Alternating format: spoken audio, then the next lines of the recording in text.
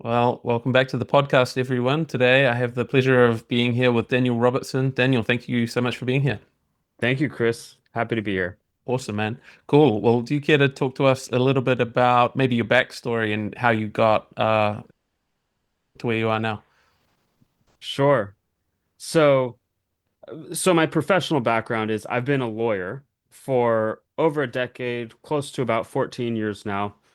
And I pursued law because it matched my natural skill sets. I can be analytical and well-reasoned and right. So I pursued something it seemed like a good path and one that everyone is always impressed by. Sure. So I wasn't pursuing that validation in this case, but it certainly encouraged me to think, oh, this is the correct path to go down. I was at the time disconnected from my heart. It was purely a logical process to decide to take this path. Right.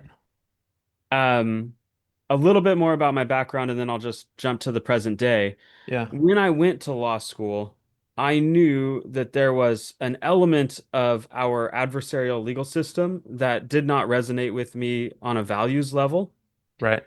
because it's adversarial. It pits people against one another, and the outcome is very clear that it destroys relationships. Anybody who's been involved in litigation can see.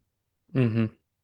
And I was fortunate to go to a school called Pepperdine in California that has a world-renowned program for dispute resolution.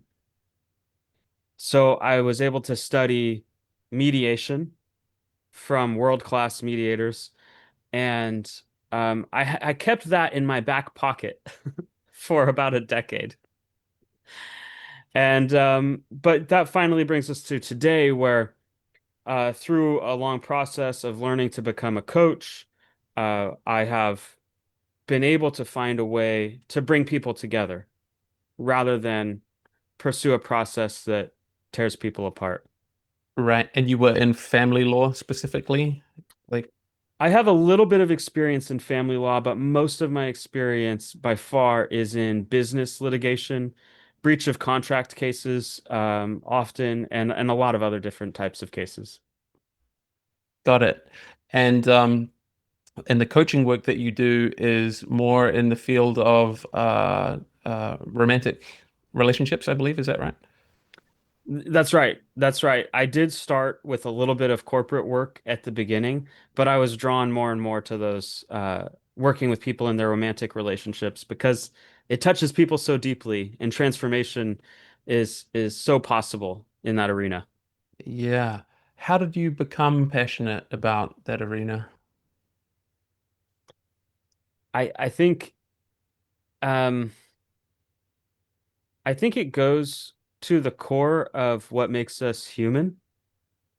And then I have my own personal journey where I've struggled in my own intimate relationships for most of my life, and that became a pathway for me to wake up spiritually.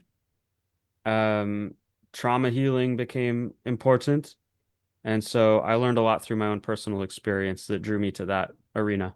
I see. Um, I love the concept of spiritual awakenings. Do you care to speak more into Yeah, how that's been for you? absolutely. I think, there's a line from A Course in Miracles Hmm. that stands out to me. It's right in the beginning of the book. I'm gonna try to pull it up from my memory, but it's something like, um, "Nothing real can be threatened. Nothing unreal exists. Therein lies the peace of God." That's pretty good.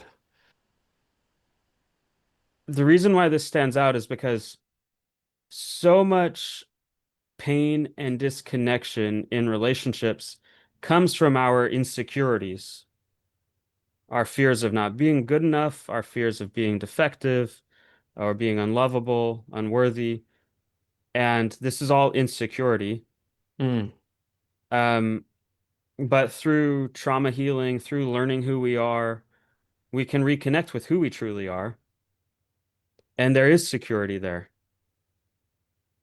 Who is it that you believe or that you've experienced that we truly are? I words fail. Yeah. Um, um, I will use words like consciousness, love, source, Yeah. holy mystery. I come from a Christian tradition and upbringing, and from I like to use the word holy mystery when I'm speaking in that tradition. That's a good one. Yeah. I haven't heard that. I haven't heard that one before. If you're familiar with the author Richard Rohr, I'm not. he's a Catholic priest, but he speaks to Christ consciousness, Okay. and he's the one who gave me holy mystery Uh-huh. as a phrase to use. Yeah, nice one. Um, and so something you said there, um, so the relationship work, I guess.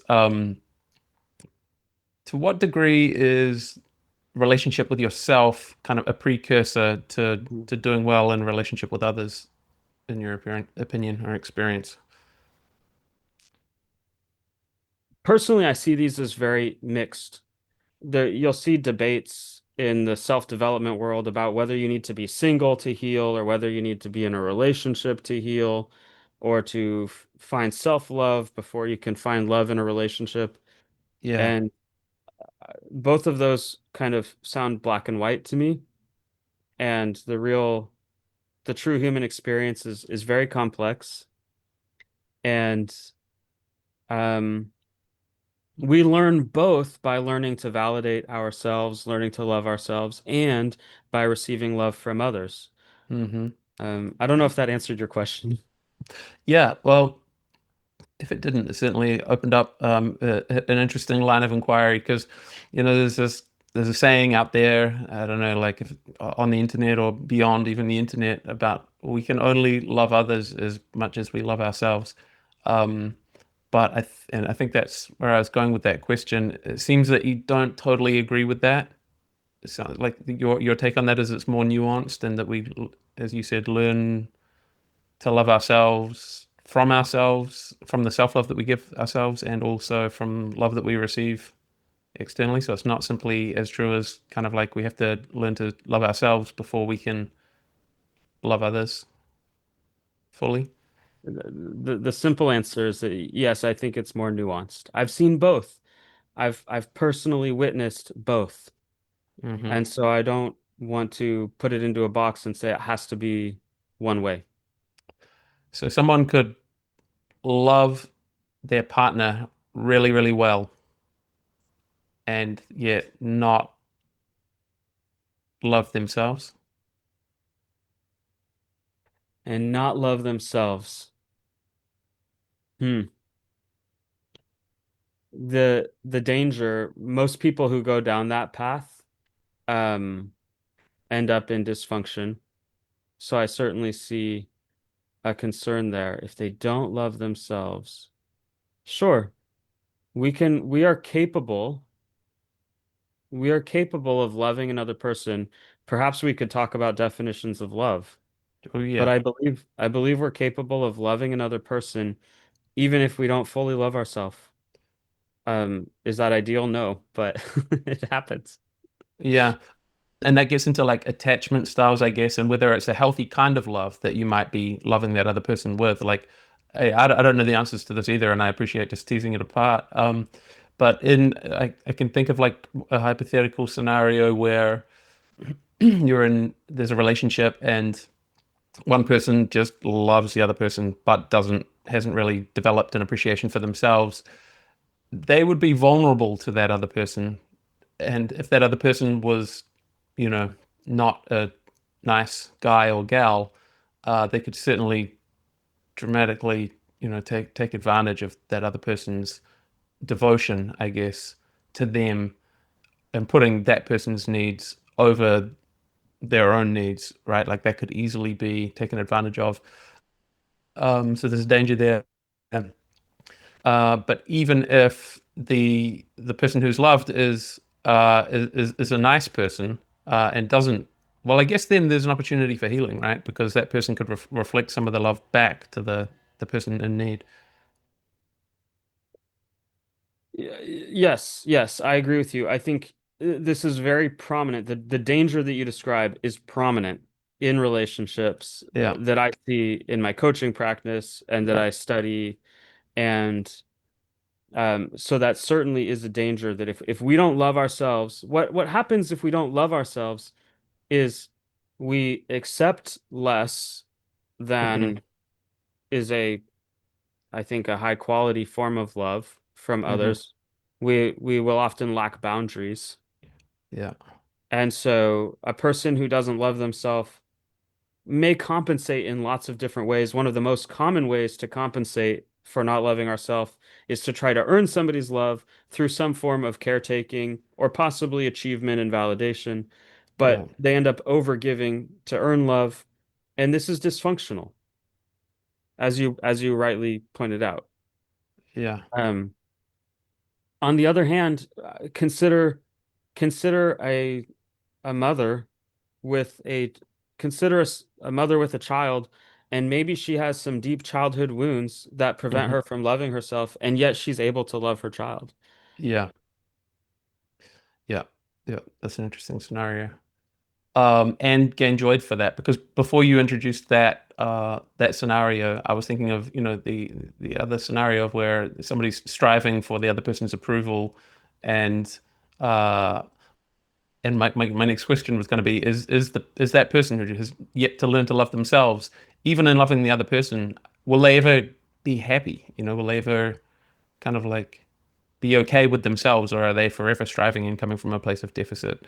But the scenario that you gave with the mother with the child gives a great example of where, I guess, yeah, where loving another person can simply fill your own heart and provide bliss, uh, regardless of whether you have that love for yourself. Your heart is still full, I guess.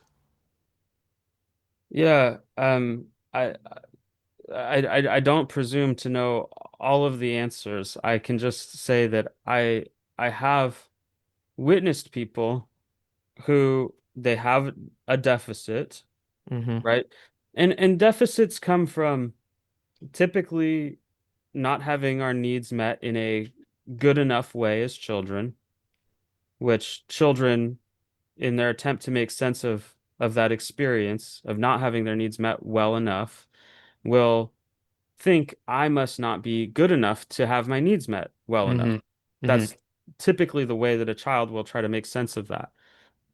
Other ways, we could also be hurt. I've seen people traumatized when they're in an adult relationship and they experience their partner cheating on them. That can be traumatizing and leave a big wound, hmm this emotional wound. So then the question is, how is that wound to be healed, regardless of the origin? And and it can occur through therapy. Notice that when we're in therapy, we are in relationship with another human being who is reflecting back to us our actual truth about us, ideally, right? Ideally, yeah. And and in a healing situation, and then I have witnessed it happen in romantic relationship. Now, this isn't any kind of hill that I need to die on. This isn't any kind of doctrine that I push or anything. Um, this it's an interesting dialogue that we've developed. Um, but it does happen where somebody has a wound and they're in relationship to somebody who is loving toward them, and by seeing themselves through the other person's eyes, and by repeatedly having corrective experiences in a healing relationship, imagine the person who's been cheated on, and now they're in another relationship where their partner is faithful to them, and repeatedly having corrective experiences. Oh, I can trust. That hmm that can be a way to do a lot of work to heal that wound. Yeah. Indeed. Coming back to something you said earlier, about your own journey and your own, finding your business love story. You mentioned earlier that your when you decided to be a lawyer, you were disconnected from your heart, and it was an analytical decision. How did you get connected with your heart? Um, you know, part of it was beginning to understand the reasons why I had been disconnected in the first place. Okay. Um, I think some of this has to do with neurodivergence.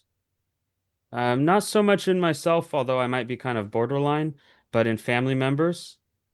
And one family member in particular who was very much analytical and, uh, on the spectrum Okay. and was not connected to her body. Another issue was growing up in a religious tradition where I was taught things like your heart is wicked and deceitful. That's such an interesting narrative, huh? Yeah. And I was taught things like lean not on your own understanding, in this particular, interpretation, which is which is don't trust yourself, Yeah. lean on what is this set of scripture. Right.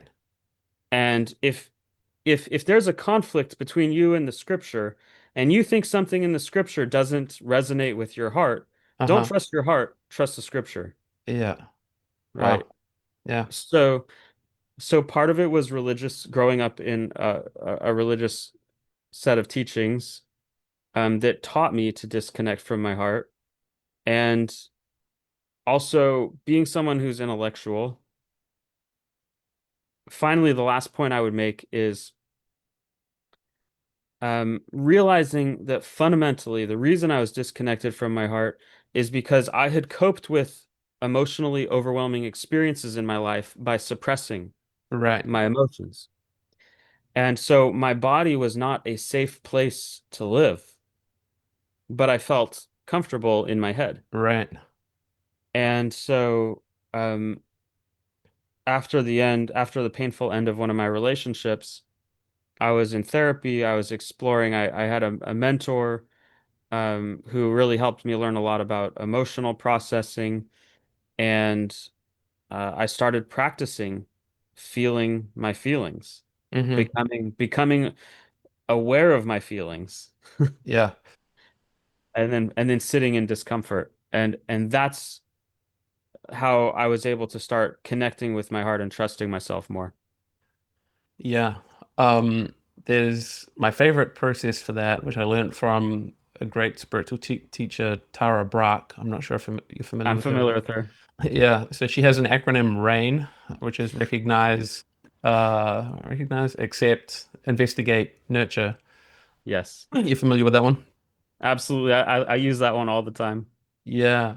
So, like, do you have any, um, I find that like recognizing and allowing are pretty straightforward.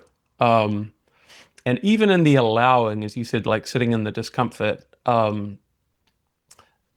does a lot to just kind of neutralize the thing, right? But then the investigation is like where I'm interested in next, you know? Do you have any favorite questions that have kind of worked with your, I don't know if it's your conscious questioning the subconscious or like uh, bringing the bringing subconscious above the line or like lowering the line so that more stuff moves from the subconscious into the conscious to be processed and understood. I guess that's the process, right? Is is that is that how the investigate part works for you before moving on to the nurturing and stepping back as your bigger self, your capital S self, if you like, and nurturing and providing the words of nurturing. But like to get to the root of the thing, uh, what's worked well for you in that investigatory stage of that process?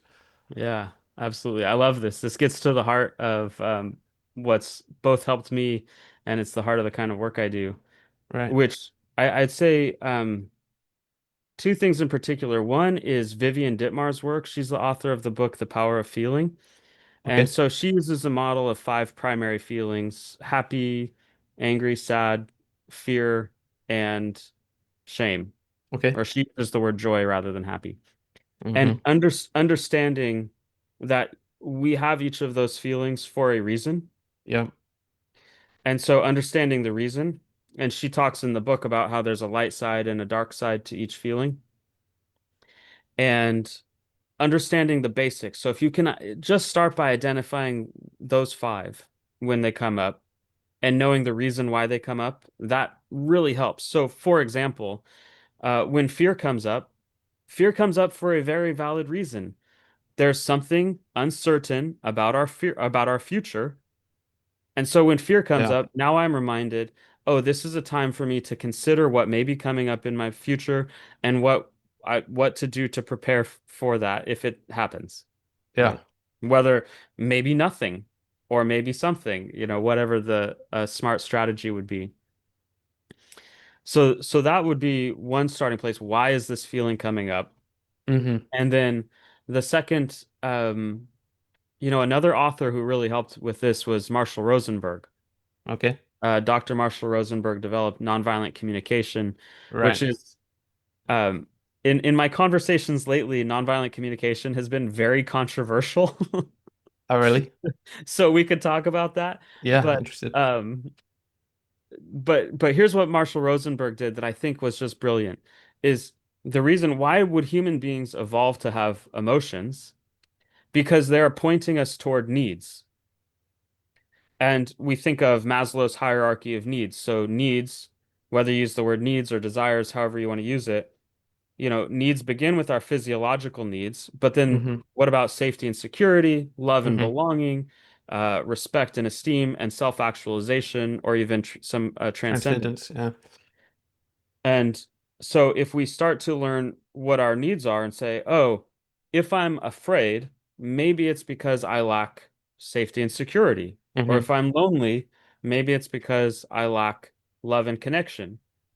So if we just say, well, what is my emotion telling me that I need? That would be the Mm-hmm. question. Mm-hmm. And then once we identify the need, now we can more effectively identify a strategy that's going to meet that need in a healthy way. Right.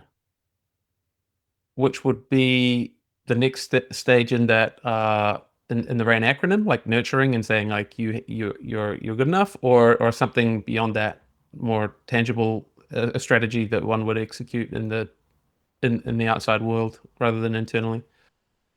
I think of it more broadly than the RAIN acronym, because the context in which I'm doing my work is it might be a couple who's deciding, do we want to have another child or not? Mm, Do we want to move to the country or move to the city? yeah.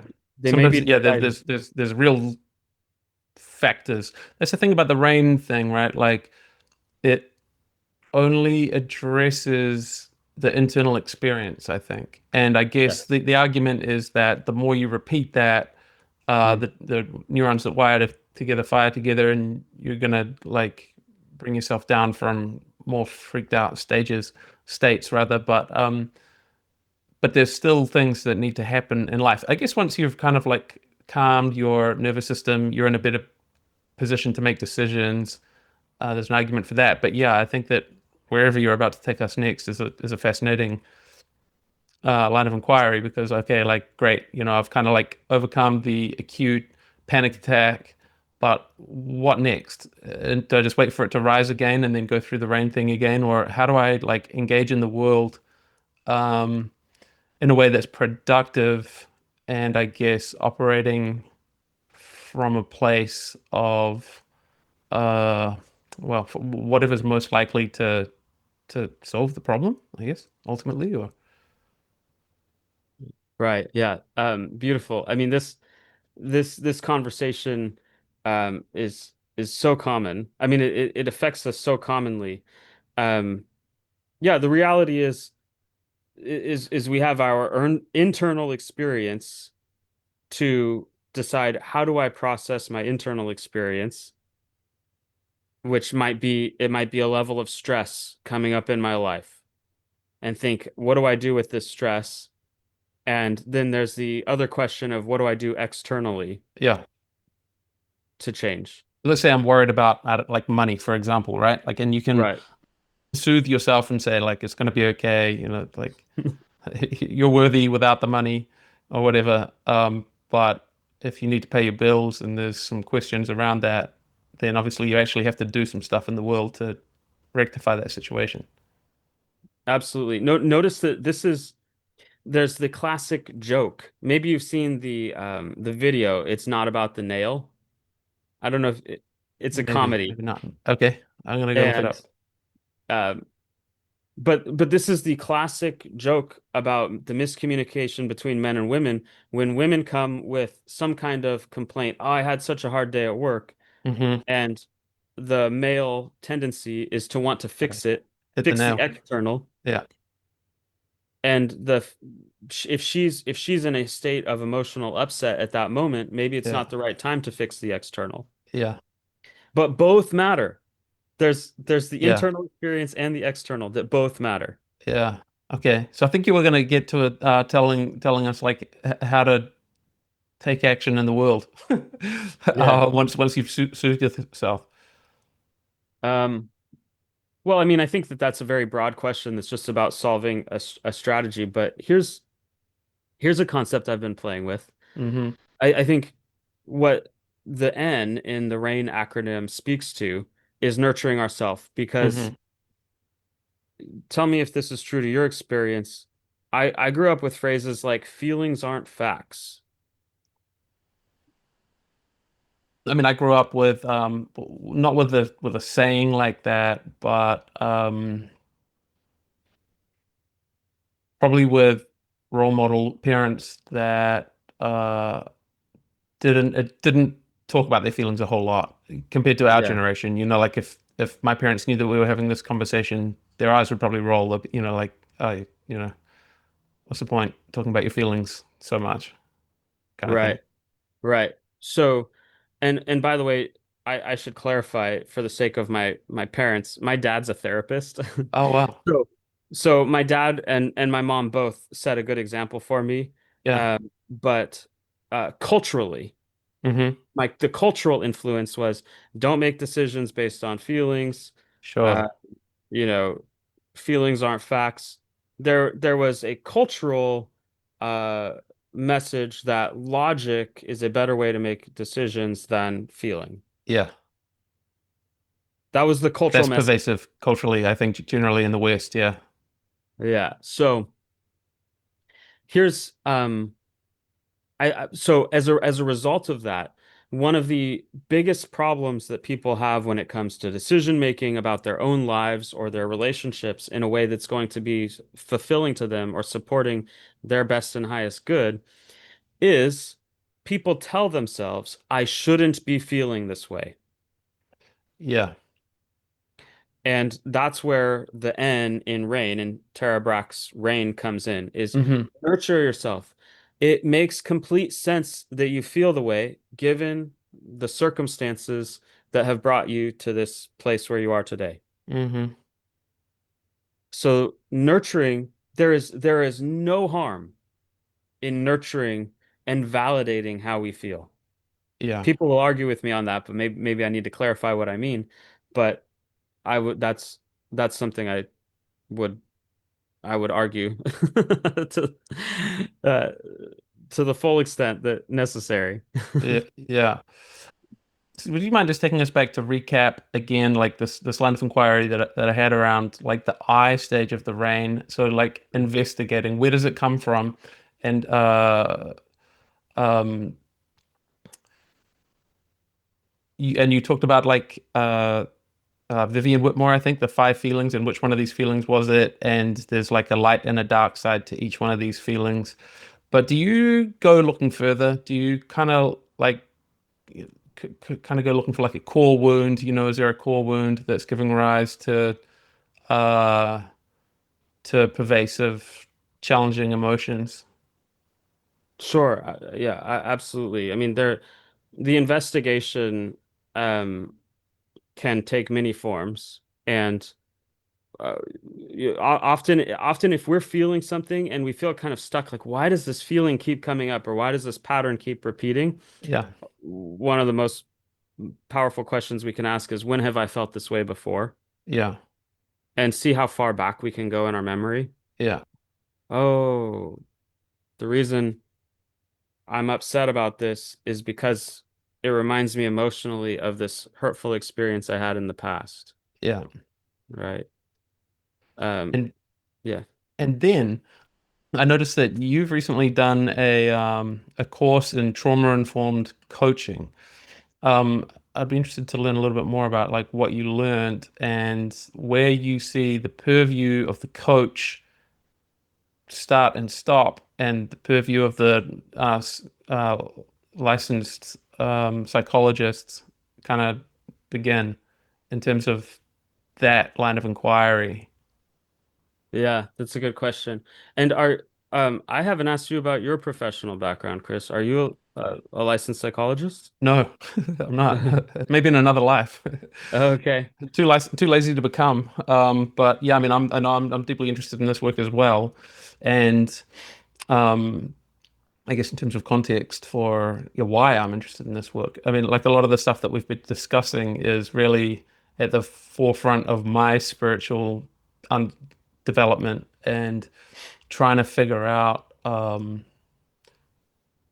self-love in Mm. the deepest possible way, and also um, coming back to the kind of line of inquiry that we had earlier as to like if by deepening your self-love, can you be a wider conduit for bringing more love into the world? I think that that's how I see it. But yeah, just interested to kind of get perspectives on that. And so I guess the whole rain thing, I have pervasive kind of anxiety would be like the biggest challenge that I have. And I think and it's to do with uh generally it's to do with like productivity. And it probably I think it's quite pervasive in our culture that, we have all this sort of hustle culture and devices that are forever going ding, ding, ding and kind of distracting us. And we're trying to like sort of multitask. And if I wasn't ADHD, like as a kid, I probably am now. Um, Yeah. so, the environment makes it difficult to, if you have underlying kind of propensity towards anxiety, to not exacerbate that. So that's something that I'm kind of trying to implement practical strategies for not having social media apps on my phone and things like that. Not reading the news too much. um, but yeah, so the rain process of has been really helpful for me. But I am interested in like the and whether there's a core wound, like whether I have, to what degree do I have a core wounding or something that I could investigate and bring from the subconscious into the conscious mind with the right line of inquiry. Um, and then, yeah, I am interested in kind of Mm. essentially helping others with the same work, but I'm not a licensed psychiatrist, but I am interested in perhaps pursuing the same certificate that you got.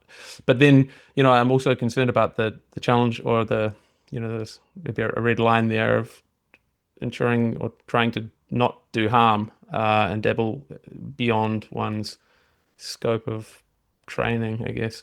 But Yeah. I guess there's also like you can fall into the trap of thinking that your own experience is ubiquitous. But then on the other side of that coin, there's no substitute for lived experience, perhaps you could argue, and like all the psychology training in the world might not be able to prepare you to take somebody to a place that you haven't been able to navigate to in your own heart. Um, Maybe. I don't know. What do you think of all of that?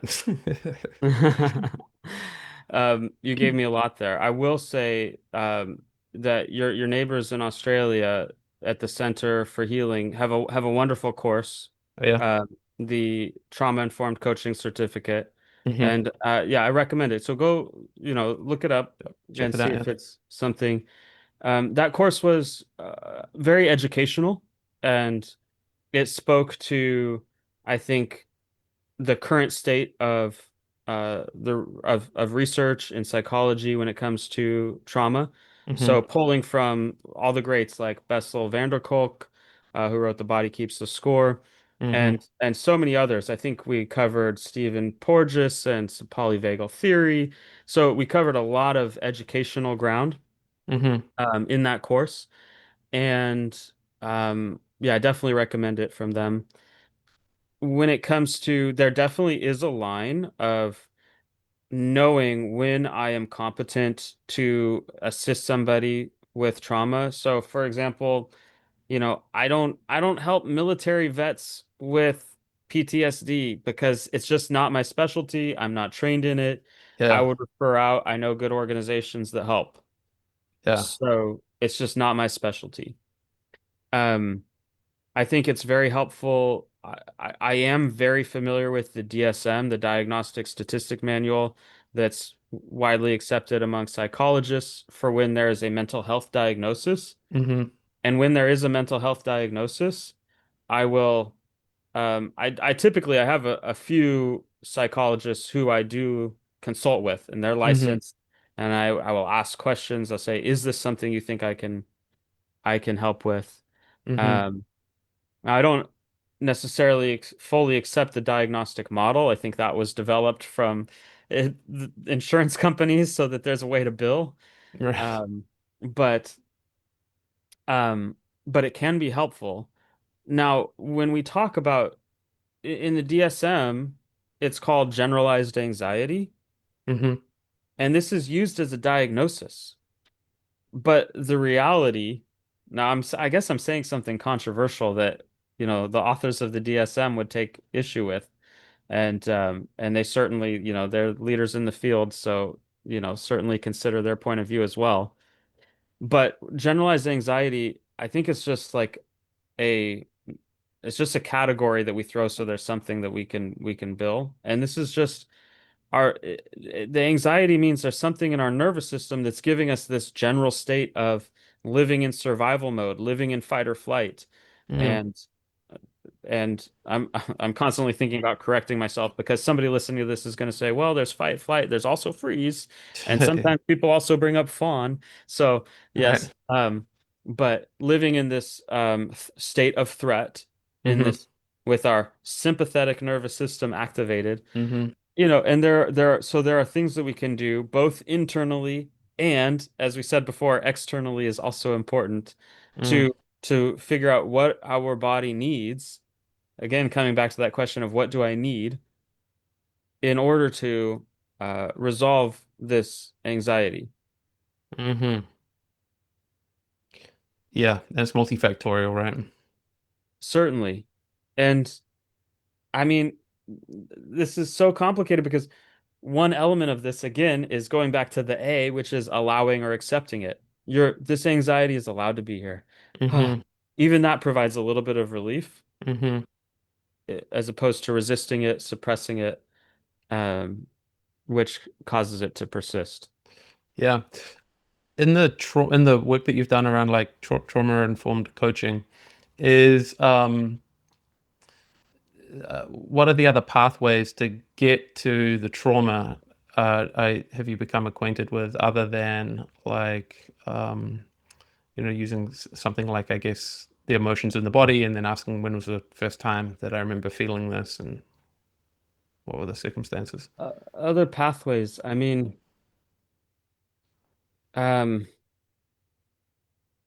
you know, uh, I feel like there are countless pathways, but having someone just recount their childhood and their past, because often when we live something, we think it's normal, and Mm, then you share it with somebody else, and they say, "Oh my goodness, mm, you survived that?"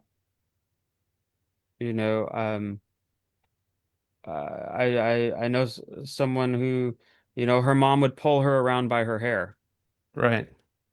and to her, well, what's wrong with that? That was normal, right? And then to somebody else to say, no, that is violence against a child, Mm, and leaves you in a situation where the person who's supposed to love you and that you rely on for your survival is also a threat Mm, and a source of physical pain, that's very confusing. mm, mm, mm. So, yeah, recounting our history, uh, yeah, I mean, I don't think it's all that complicated. Um, I don't know. Would you add to that or I mean, like for me, I don't feel like I have a like I had a good upbringing, you know what I mean? But and yeah. so I'm sort of like I'm a little bit conflicted. I'm like, am I going looking for something that's not really there, you know? But like, where is this feeling of kind of like generalized anxiety come from? Um, so I guess that's my line of inquiry about like what's the best way to penetrate the subconscious, or Hmm. to find something that's not in my conscious awareness as to like the source of it. Hmm. So like if I was to recount my childhood to you, there's nothing there that's like, you know, I certainly wasn't dragged around by my hair. So, I mean, one of the things that can happen is if our mom uh has postpartum depression and isn't able to properly care for you Yeah, or bond with you in the first 3 months of your life, you wouldn't remember it. yeah, yeah, And it's no fault. It's not her fault. It's not your fault. It's just it's just human existence in our three-dimensional bodies. yeah, Um, I know I know a friend who's a therapist and his mom doesn't make eye contact with babies. She didn't make eye contact with him or his siblings, and she doesn't make eye contact with the grandchildren's when they're babies. Why? I don't know why, yeah, but she doesn't. But you know yeah, what happens to a human being when you're not able to make eye contact with your primary caregiver? You yeah, you don't bond properly. yeah, yeah. Disconnect. And it affects your brain development as a baby when your brain is developing at the most rapid pace of your entire life. Yeah, yeah. So the work that you do with your clients, how do they usually like show up to how do they know that, or how do you know that they're a good fit for you and you're a good fit for them? Um, I love working with people. There's kind of stages of awareness that people have. And a lot of people who come to me through attachment styles because when I started going on social media and talking about relationships, I was learning about attachment styles. Hmm. And I was particularly perplexed by the dismissive avoidant attachment style, Okay. which of course there are now years later, there's a plethora of influencers talking about dismissive avoidance and often talking quite negatively about them. And so because I started talking down that line of attachment theory and attachment styles, I attracted people to me through that topic. Hmm. And most of the people who I've ended up working with come to me, they're like, okay, I spent a lot of time learning about attachment styles. Now I want to come for looking at myself and doing my own internal healing in order Uh-huh. to become more secure. Huh. Yeah. And most of these people, this is kind of a funny, um, I don't know whether it's an idiosyncrasy or something about my work. Most people who come to me saying, I notice that I have anxious tendencies and avoidant tendencies in different parts of my life or in different situations. I say, beautiful, beautiful, because attachment theory has been made as this thing now to put people in boxes and to say that this person is always like this and this person's always like this. No, it to me, it is much more fluid. Human beings are so complex. Yeah. So when somebody comes to me and says, I notice anxiousness in me and avoidance in me, beautiful. You're at the perfect place to, without judgment, start to investigate this, uncover it, heal it, and become more secure. Hmm. And that's what I absolutely love. Yeah. Yeah. What have you found is like the most surefire technique for helping with that. You know, um, again, I am very practical and I think it's actually not that complicated. Once we have awareness of our tendencies, so we learn to connect internally and notice. Okay, for example, and by the way, um, I can see in my past anxiousness and avoidance in different arenas, but Likewise, I think that I probably can sums me up too. beautiful, beautiful. Um, And if you can accept that about yourself, that's a huge first step rather Right. than being defensive and saying, no, don't see this part of me, right? So, but I can predominantly relate to the anxiousness in my most difficult relationships. And so, for example, anxious attachers will have a tendency to send lots of text messages, and they send text messages as a way to connect. Once we learn, wow, I can send a text message as a way to try to get connection. Great. Now I have some awareness. Now, before I send a text message, I ask myself the question, am I coming from anxiousness? Am I sending a text hmm message because I want this person to soothe my anxiety? hmm And if I answer yes, I do not send the text message Right. unless unless it's understood that they are helping me with that. Yeah. But I learned first, this goes back to one of your earlier questions because this is both and we heal ourselves and we heal from our relationships with other people. Um, I need to soothe myself. I need to learn to soothe myself and not constantly rely on my romantic partner to be the one to soothe me.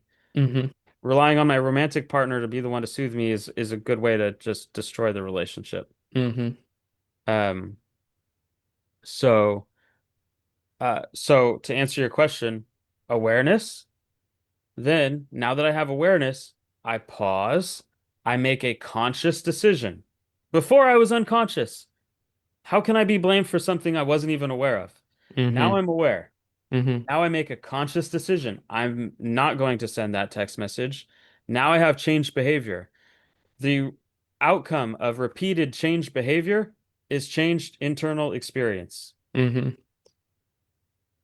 Yeah. So, whereas in the past, I used to be somebody who would send a text message to, especially if it was early in a relationship and there was lots of uncertainty and I didn't know, how does this person feel about me?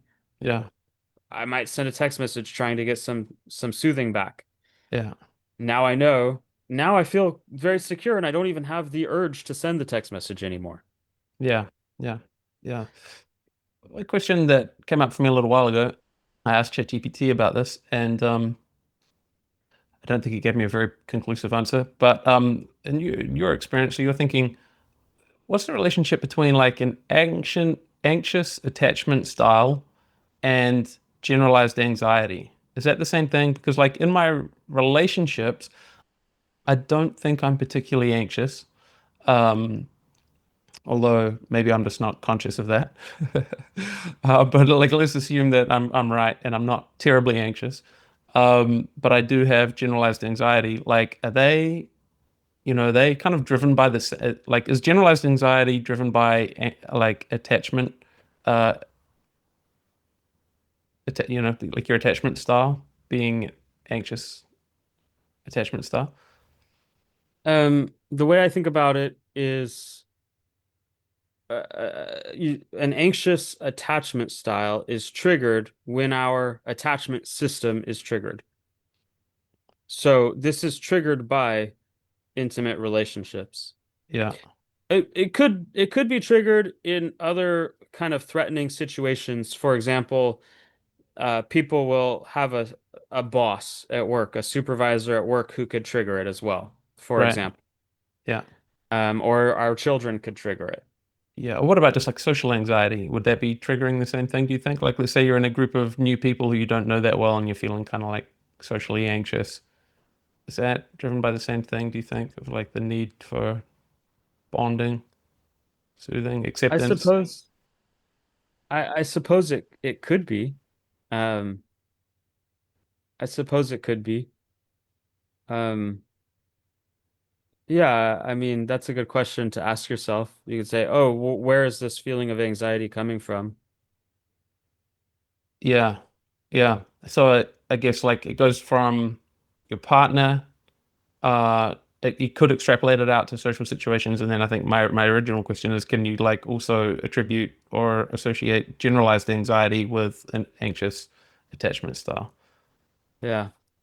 I should preface that I don't know. I'm self-taught in psychology and educated, but self-educated. Hmm. And um in my experience, because I have had generalized anxiety before and I've had Hmm. anxiety attacks before, Right. um, and to me, that's about an activated nervous system that might be activated. You might be recovering from a traumatic experience, or you might be recovering from being or under overwhelming amounts of stress. Yeah. So it's not Um, necessarily related to an anxious attachment style, Potentially, potentially. potentially, but also potentially not. Could be being triggered by some other source. Yeah, I don't think I'm an authority to say one way or the other for sure. Mm. I think of generalized anxiety typically coming from another source, not being activated by your attachment system. Yeah. Um, that's the way I think about it. Yeah. Awesome, man. Cool. Well, this has been deep and wide ranging. I appreciate your willingness to kind of just go all over the map. Yeah, you're welcome. You're welcome. Um, one thing did come up about your question earlier about trauma healing, and it is extremely important to be in a safe situation when somebody's doing trauma healing. So if there's a coach out there who's hearing this and they want to help heal their client's trauma, you have to be certain that they are safe. Like that and when we're doing this over Zoom, there are other elements to consider. And so just don't push, don't take risks because we Mm. can end up re-traumatizing somebody. If Hmm. if you take somebody back to a traumatic experience and it activates their nervous system, that can re-traumatize them. So we do have to be very careful. Hmm. And in many situations, it is the right thing to do to refer somebody to a licensed therapist, especially somebody who's local, especially if there's a risk of self-harm.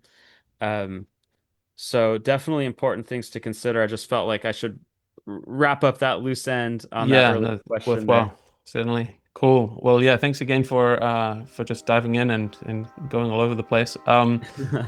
If people listening to this want to get in touch and potentially work with you, what's the best way for them to do so? Beautiful. Thanks, Chris. The best way to reach me is Facebook, facebook.com/Daniel William Robertson. And the other way to reach me reliably is danielrobertson.com. And yeah, I'm there. I'm answering messages. So I would love to hear from anybody who's interested. Wonderful. Thanks again. Thank you, Chris.